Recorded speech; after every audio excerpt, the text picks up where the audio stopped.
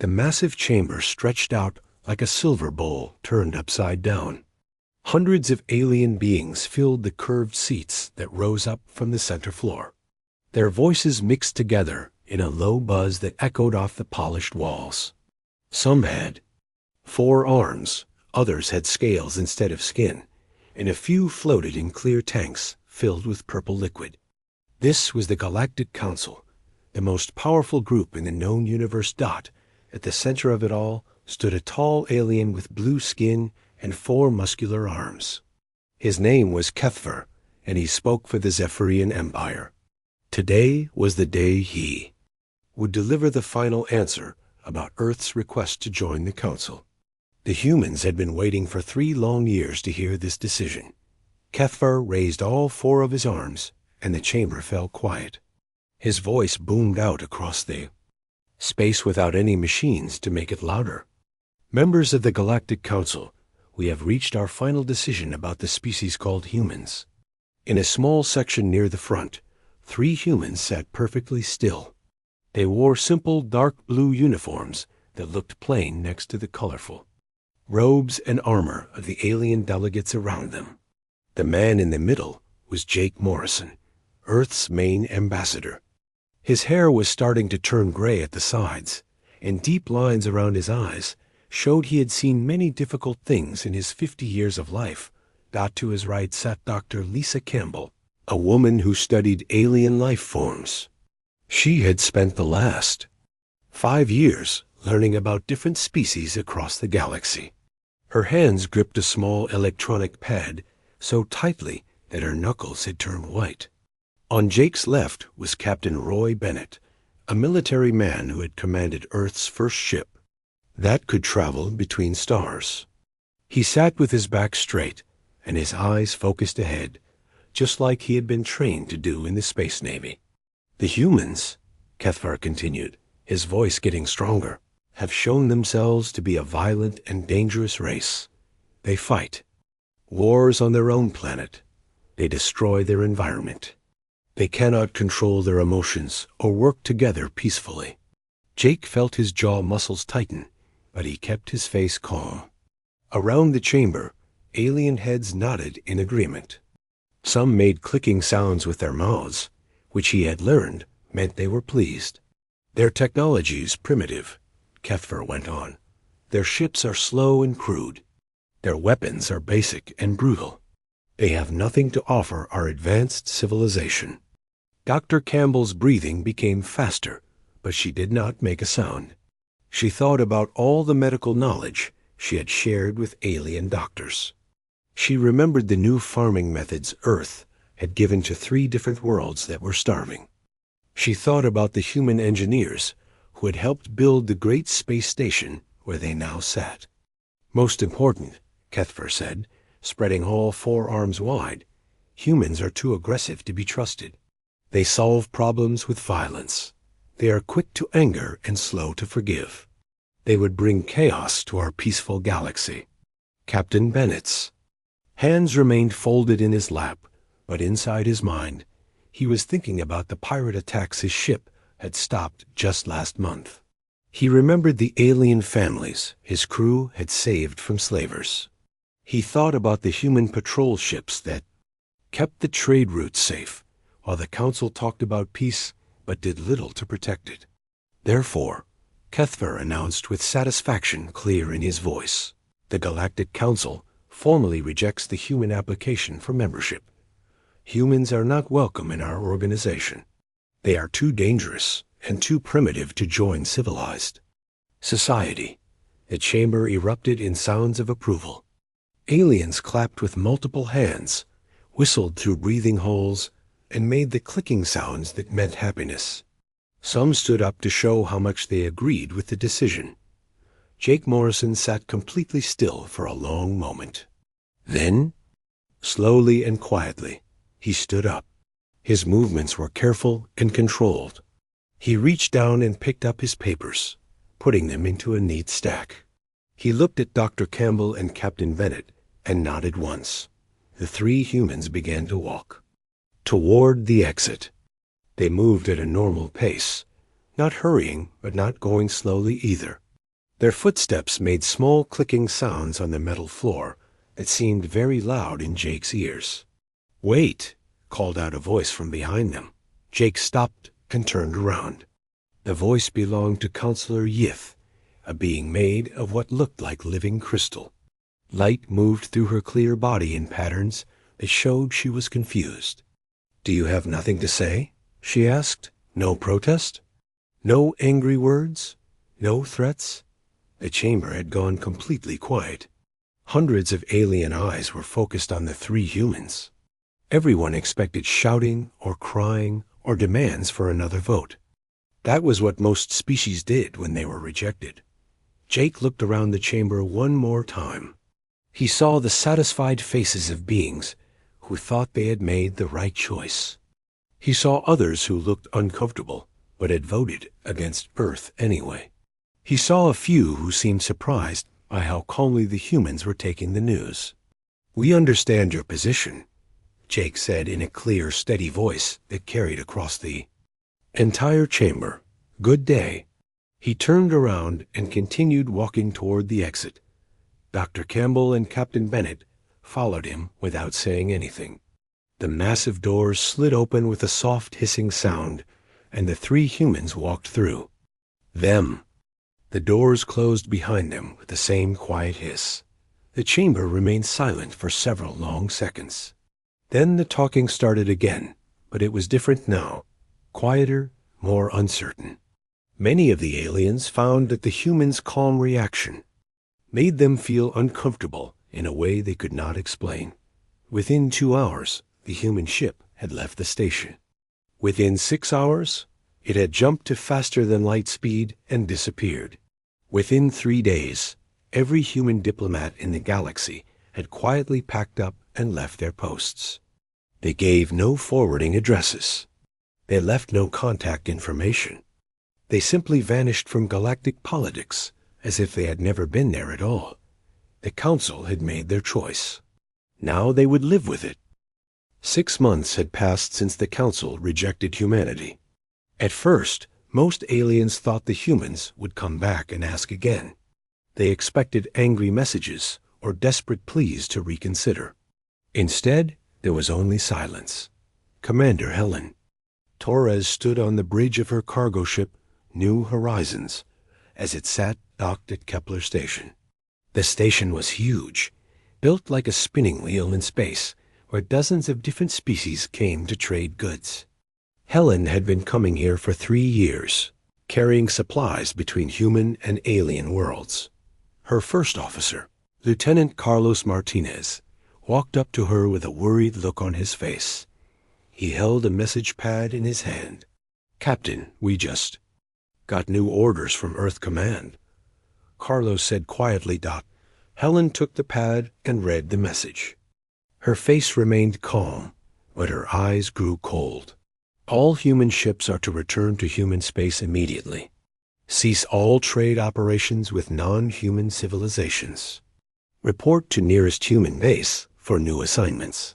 "But Captain," Carlos said, "we have contracts to deliver food to the Rigelian colonies. They're counting on us. Without those supplies, people will go hungry." Helen looked out the window at the busy station. Alien workers were loading and unloading ships. Families were saying goodbye as some left for distant worlds. Everyone was going about their normal business, not knowing that something big was about to change. "Orders are orders," Helen said. "Send a message to our Rigelian contacts. Tell them we cannot complete the delivery. They'll need to find another ship." "What reason should I give?" Carlos asked. "Tell them we have been called home on urgent business." Within an hour, the New Horizons had undocked from Kepler Station. All across the galaxy, the same scene was happening. Human ships were leaving their posts, canceling their contracts, and heading back to human space. No explanations were given beyond urgent business at home.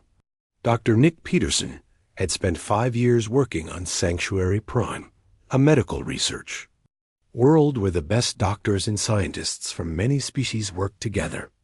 He was trying to find a cure for Rigelian bone plague, a disease that killed thousands every year. Nick was very close to a breakthrough.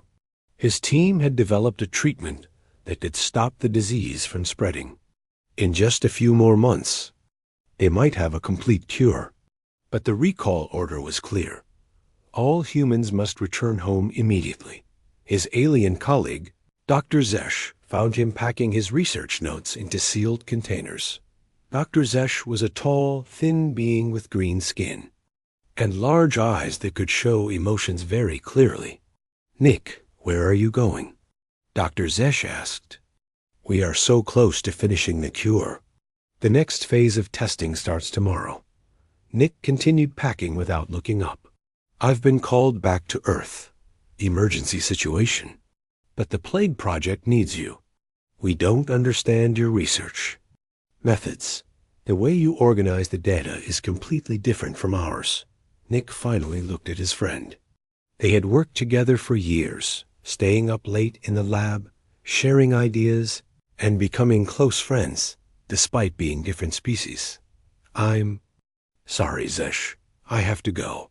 When will you be back?" Nick sealed the last container and picked up his bags. "I don't know." The same scene played out on dozens of worlds. Human engineers working on the Great Bridge project on Titan 7 packed up their tools and left. The bridge was only half finished, and no one else knew how to build the special supports that could handle the planet's strange gravity. Human teachers at the Interspecies University on Nova Prime quietly resigned from their positions. Their students, many of whom had traveled light years to learn from human professors, were left without instructors in the middle of the school year. On the mining world of Series 5, human safety experts who had revolutionized mining techniques simply vanished one day. They left behind their advanced equipment, but no one knew how to operate or maintain it properly. The most troubling part was the silence. Alien governments tried to contact Earth to ask what was happening. They sent official messages through diplomatic channels. They tried calling human businesses directly. They even sent ships to the edge of human space to request meetings. Every attempt was met with the same polite but firm response. "Humanity appreciates your interest, but is currently focusing on internal development. Please direct future communications through official diplomatic channels." The problem was that those diplomatic channels no longer existed. The human embassies had closed. The human ambassadors had gone home. The human trade representatives had disappeared. Admiral Korth of the Centaurian fleet was the first to realize how serious the situation had become. His people had relied on human cargo ships to transport supplies to their outer colonies. Human ships were fast, reliable, and willing to take dangerous routes that other species avoided. "Where are we going to find replacement ships?" Admiral Korth asked his staff during an emergency meeting. "The vegan consortium has some available cargo vessels," replied his aide. "How many?" "About 50 ships, sir." Admiral Korth felt his stomach sink. "We need 200 ships to maintain supply lines to all our colonies. And the vegan ships are slower and more expensive than human vessels." Similar conversations were happening all across the galaxy. The humans had been quiet partners in galactic commerce, but their absence was creating huge problems. They had built their businesses to be efficient and reliable. Other species had come to depend on them without realizing how much. Trade routes that had operated smoothly for years began to break down. Prices for shipping goods between worlds started to rise as demand exceeded supply. Some remote colonies faced shortages of basic necessities. The Andromedans tried to take over some of the routes the humans had abandoned, but their ships were designed for short trips, not the long hauls between distant star systems that humans had specialized in. Even more concerning were reports from long-range sensors. Deep space monitoring stations detected unusual energy readings coming from human space. The signals suggested massive construction projects, but no one knew what the humans were building. Attempts to send scout ships into human territory were politely but firmly turned away at the border. Human patrol vessels would appear seemingly from nowhere, escort the alien ships to the edge of human space, and send them on their way with a simple message. This area is restricted. Please maintain course away from human space. As the months passed, the galactic economy began to feel the strain. What had started as an inconvenience was becoming a serious problem. The Council had rejected humanity, assuming they were primitive and unimportant. Now they were learning just how wrong they had been. 1 year after humanity left, the galaxy was falling apart. Admiral Grix stood in the command center of his warship, staring at the damage reports flooding his screens. The Scorex pirates had just destroyed another convoy of civilian ships. 23 vessels carrying food and medical supplies were now floating wreckage in space. Hundreds of innocent people were dead. How many ships did we lose this time? Admiral Grix asked his second-in-command. 6 escort vessels, sir. The pirates knew exactly where to hit us. They avoided our strongest ships and attacked our weak spots. Admiral Grix felt a headache building behind his eyes. The Scorex had always been dangerous, but never like this.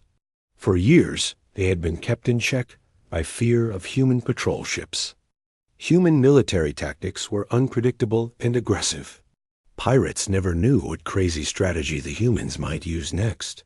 Send word to the Council, Admiral Grix said. We need more ships to protect the trade routes. Sir, the Council has already sent all available vessels. We're stretched too thin. The humans used to patrol 5 major shipping lanes. Now we're trying to cover the same area with half the ships. Admiral Grix turned away from the screens. He did not want his crew to see the worry on his face. The truth was that human military thinking had been completely different from everyone else's. While other species followed careful, predictable battle plans, humans seemed to make up their strategies as they went along. Somehow it worked. Pirates could study Galactic Council military tactics in any library. The strategies were written down in books and taught in schools. But human tactics changed with every battle. They were creative, chaotic, and effective. Now that creativity was gone. Meanwhile, on the mining world of Titan Base, Engineer Vork was having the worst day of his career. The massive extraction machines that pulled valuable metals from deep underground had broken down again. These machines were built by humans using technology that no one else fully understood. Can we fix them? Asked Mining Director Plex, a nervous little alien with too many eyes. I don't know, Vork admitted. The human engineers who built these machines used some kind of special programming. Every time we tried to repair one part, 3 other parts stopped working. What about the instruction manuals? They're written in human technical language. We can translate the words, but we don't understand the concepts. Humans think about engineering problems differently than we do. Director Plex paced back and forth, his multiple eyes blinking rapidly. This mine produces 60% of the rare metals used in starship engines.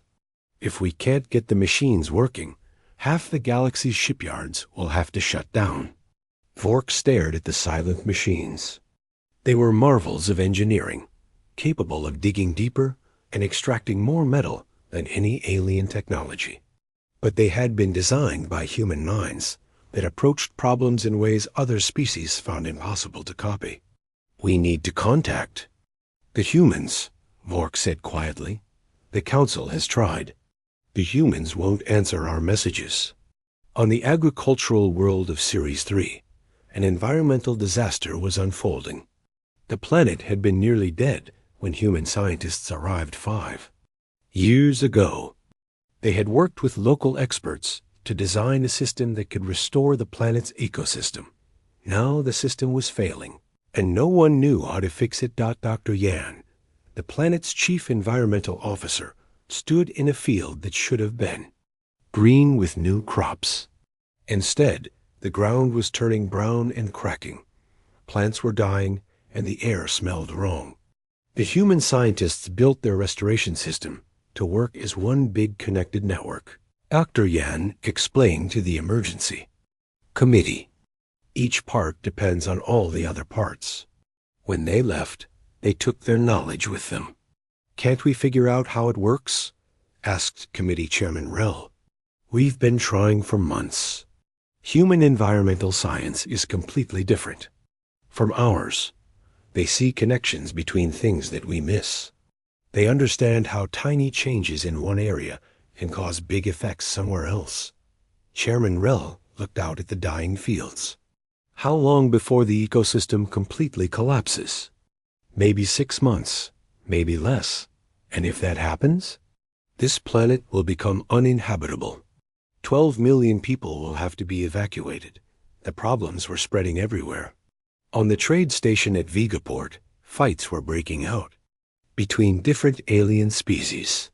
For years, humans had served as neutral mediators when disputes arose. They had a talent for finding solutions that made everyone reasonably happy. Without human mediators, old arguments were flaring up again. The Crystalline Collective accused the Regellians of cheating on trade agreements.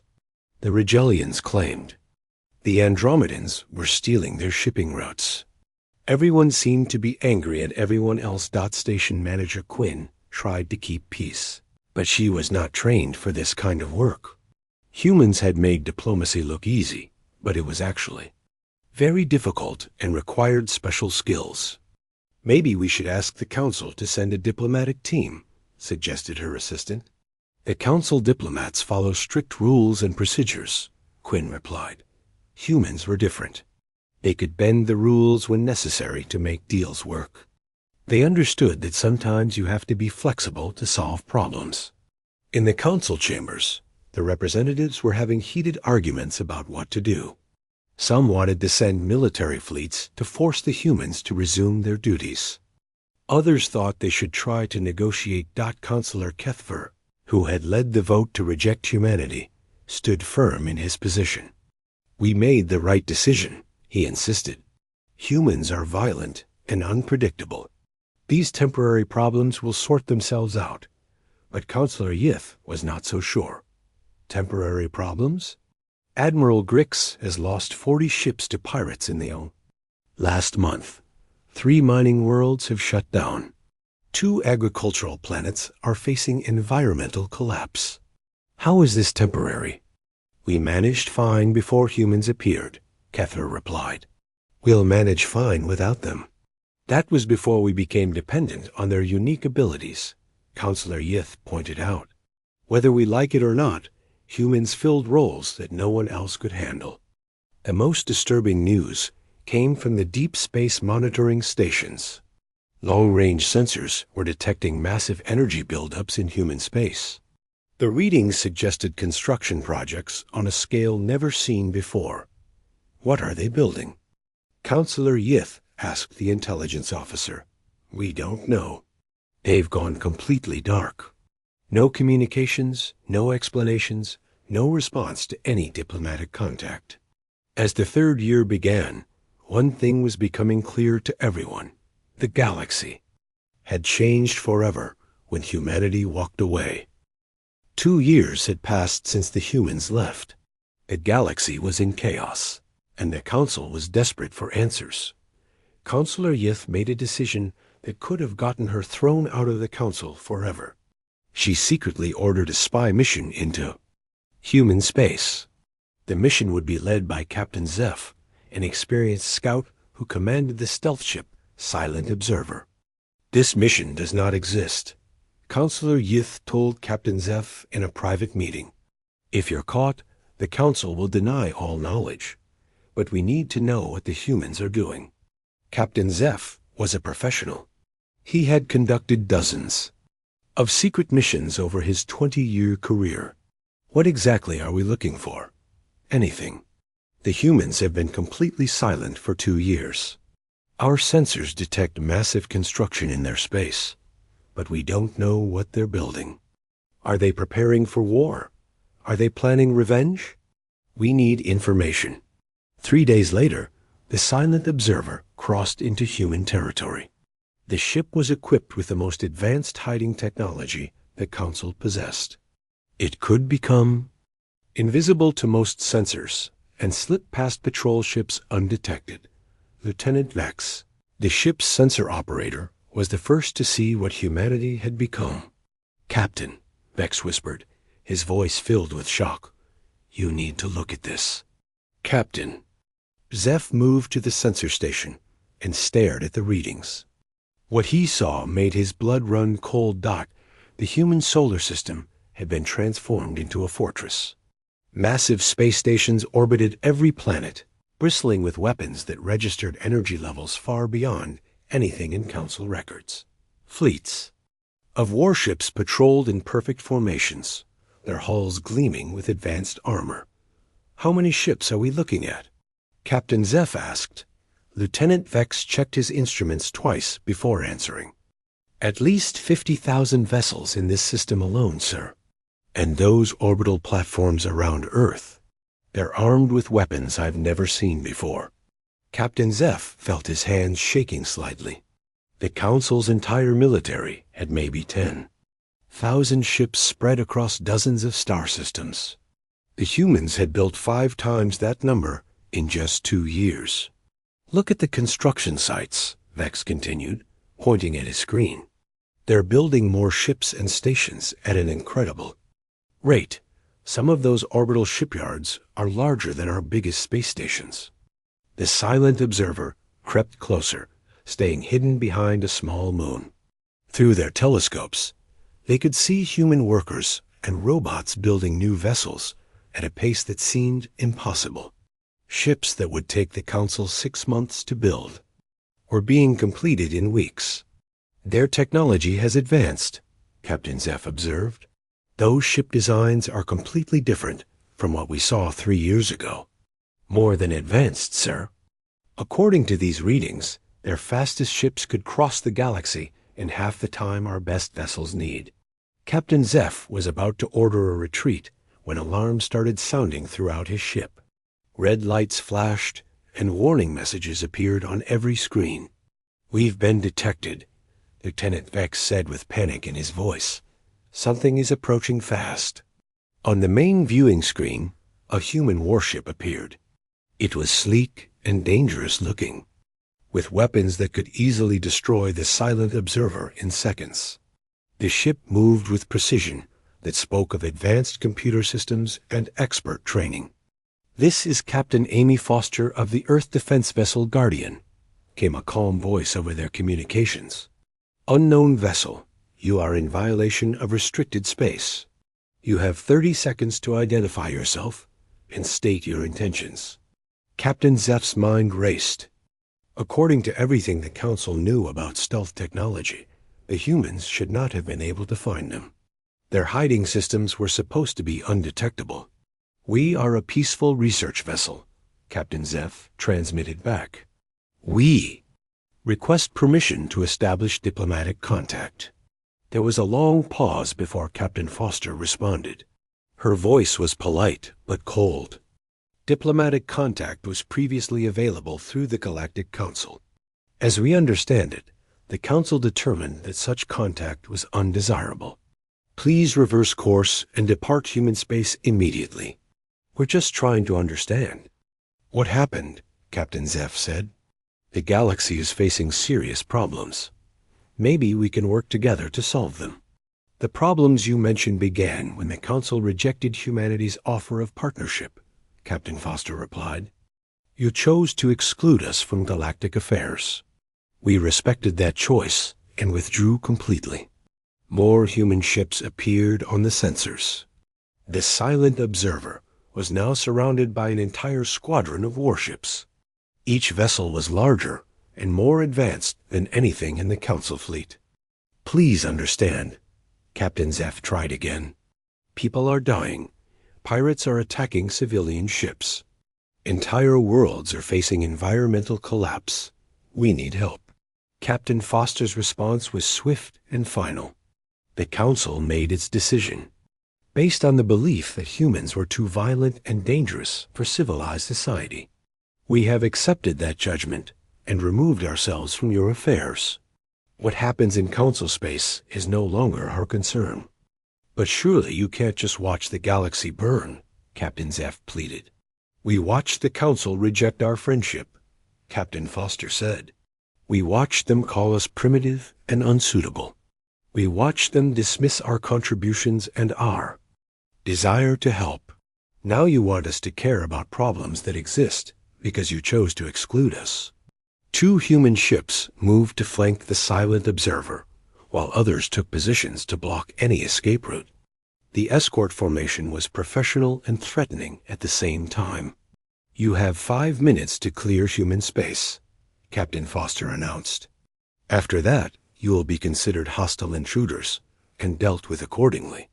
Captain Zeff had no choice but to retreat.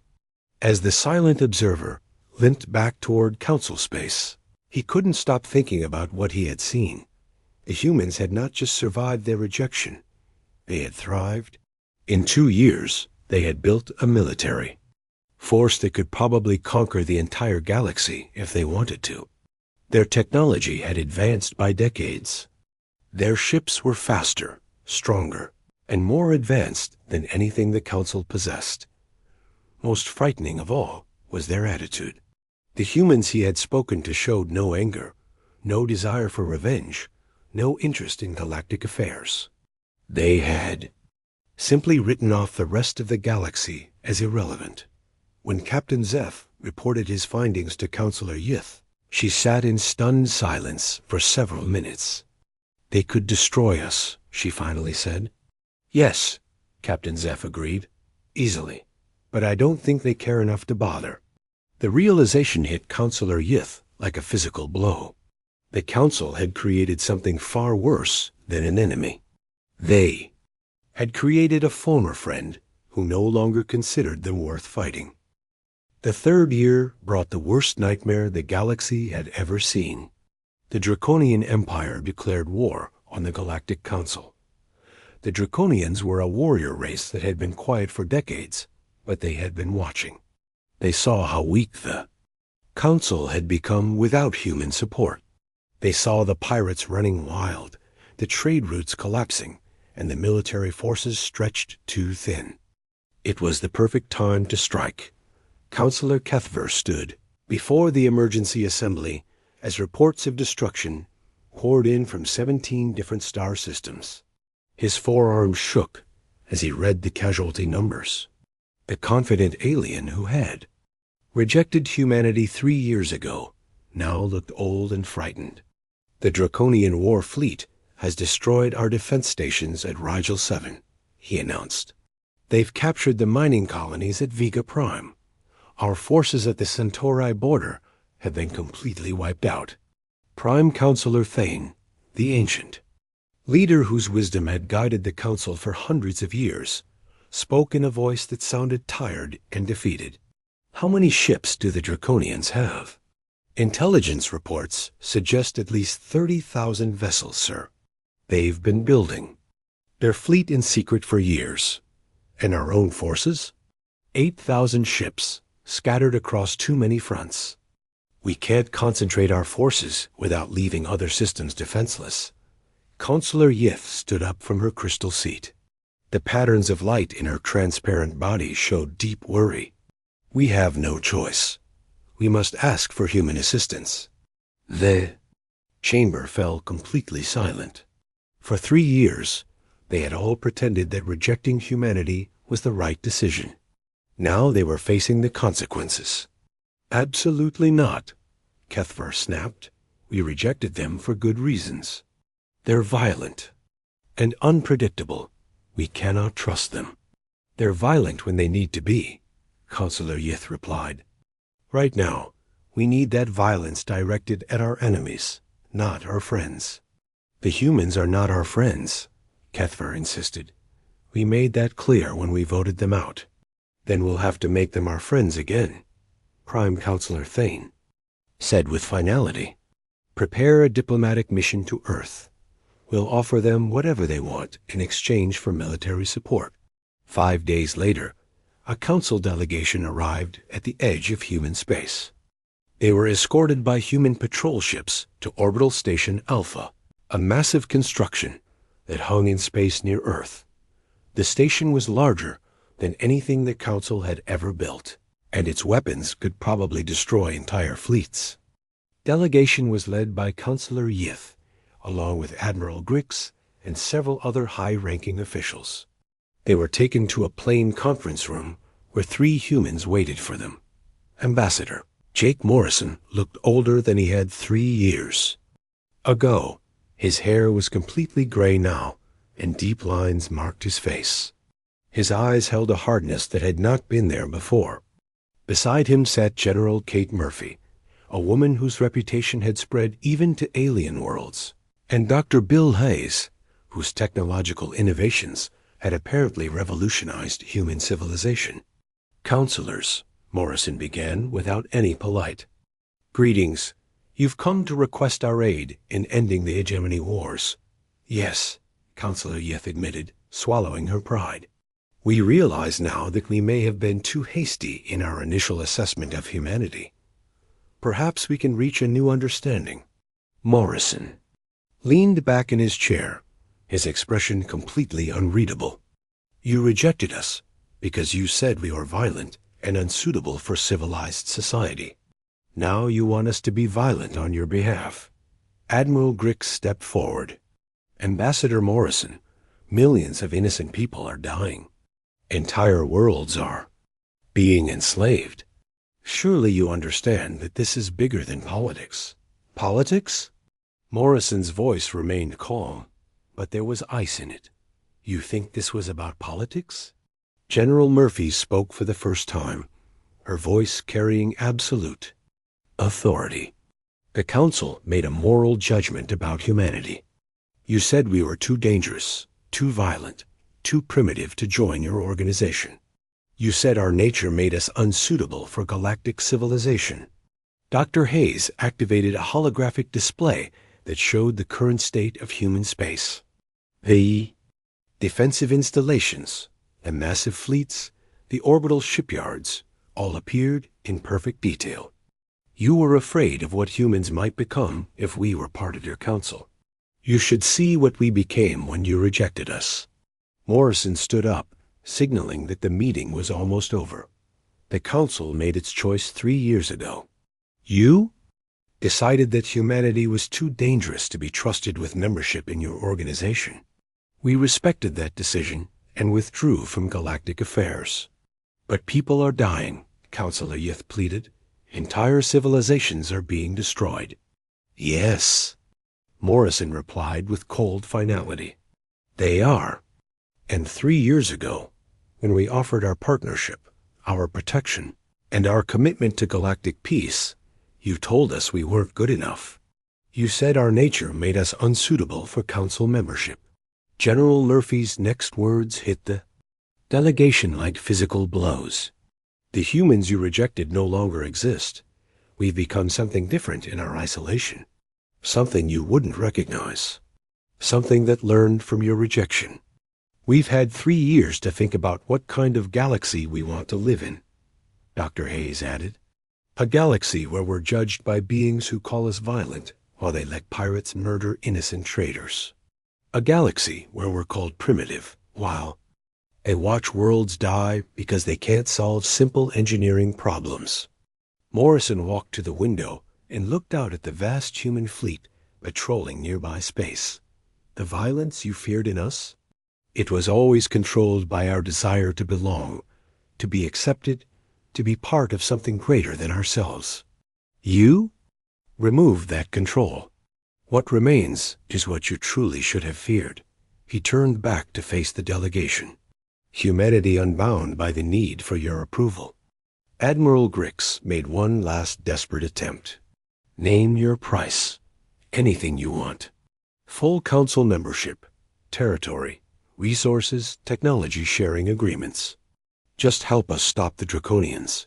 Morrison shook his head slowly. The Galactic Council made its choice.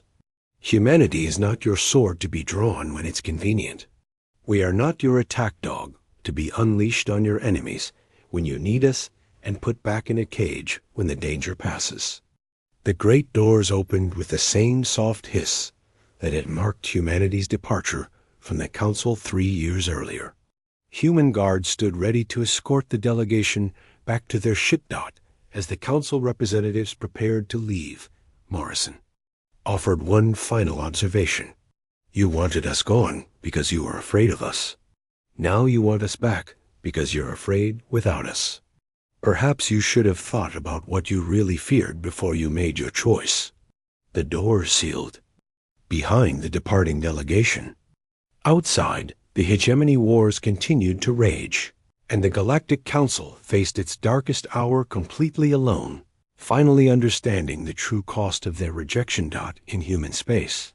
The defense fleets continued their vigilant patrol, protecting a species that had learned the hardest lesson of all, sometimes the greatest. Strength comes from no longer caring what others think of you.